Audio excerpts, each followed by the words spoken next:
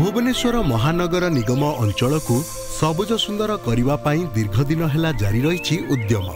एथिपाई BMC पक्षरु निया जाउछि विभिन्न पदक्षेप।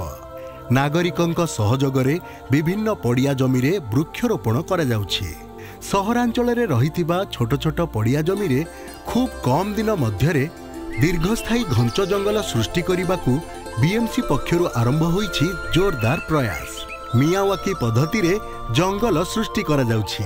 एही होछि पात्रपड़ार रजपड़िया रे थिबा मियावाकी जंगल। ए स्थान पूर्वरु थिला कौन एबे होइछि किपरि।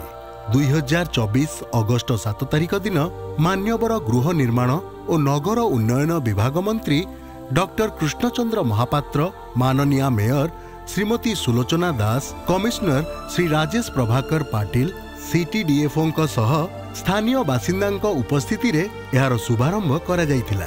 एबे देखंतु एही सफल प्रयासर दृश्य। सेहीपरि ए हेउछि नगर बनठारे थिबा मियावाकी जंगल रो दृश्य। गत वर्ष एही स्थान थिला अनाबना घास पड़िया।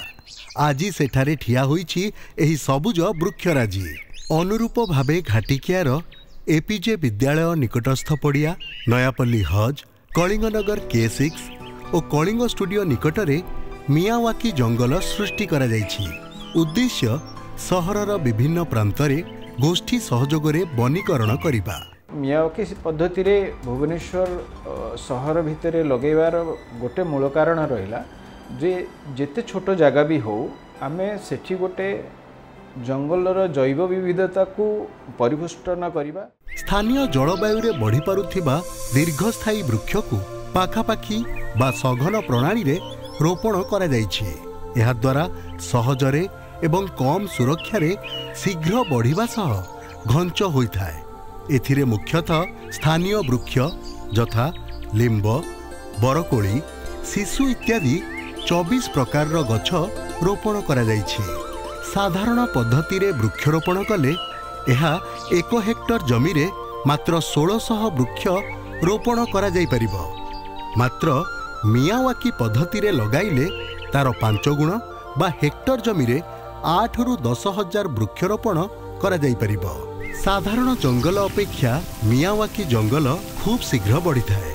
बीएमसी एवं भुवनेश्वर नगर वनखंडर मिलित सहयोगरे विभिन्न स्थान रे सृष्टि होइतिबा मियावाकी जंगल गछ गुड़िक साधारण गछ अपेक्षा प्राय 1.5 फुट रु 2 फुट अधिक वृद्धि होइछि। तेबे सघन प्रणाली रे गछ लगा जाउथिबारु प्रतियोगी भावे सेगुड़िक उपरकू बढ़िचंती। गत वर्ष आमे मियावाकी प्लांटेशन आमे केतरा पैचेस रे आमे नेइथिलु। प्राय 20,000 रु वृद्ध गछ आमे संवर्धन करिचु। ए वर्ष मिनिमम 20टा पैचेस आमे ऑलरेडी आइडेंटिफाई करचु। आमे मिसी करी ई सिटी रो ग्रीनरी आमे बढ़ाइबा आउ ई भुवनेश्वर को आउ सबुज सुंदर आमे करिबा। भुवनेश्वर को अधिकरु अधिक बासोपयोगी करने सह सुस्थ परिवेश सृष्टि करने हेउछि एक सामूहिक दायित्व। 2024-25 आर्थिक वर्ष रे 2.17 हेक्टर जमी रे मियावाकी जंगल सृष्टि करा जाइछि। एही 6टी मियावाकी जंगल रो सफलता परे चलित वर्ष आहुरी 20 रु अधिक मियावाकी पद्धति रे जंगल सृष्टि करबा पई बीएमसी और नगर वनखंड पक्षरु आरंभ होइछि जोरदार उद्यम। जंगलर संरक्षण एवं एहार जत्न पाई चारि पाखरे पाचेरी निर्माण कराजिबा सह नियमित पानी देबा, माटी को खुरसेइबा, अनाबना घास सफा करिबा, गछ मूलरे माटी देबा आदि कार्य करिबाकू पड़िथाए। सहर भितरे स्वल्प जमीरे मियावाकी पद्धति रे वृक्षरोपण करा जाय जंगल सृष्टि होई परिछि। गत वर्ष आमे गोटे नुआ इनिशिएटिव नैथिलु मियावाकी जंगल। खाली थिबा जगार अल्प जगार घंच जंगल सृष्टि होता।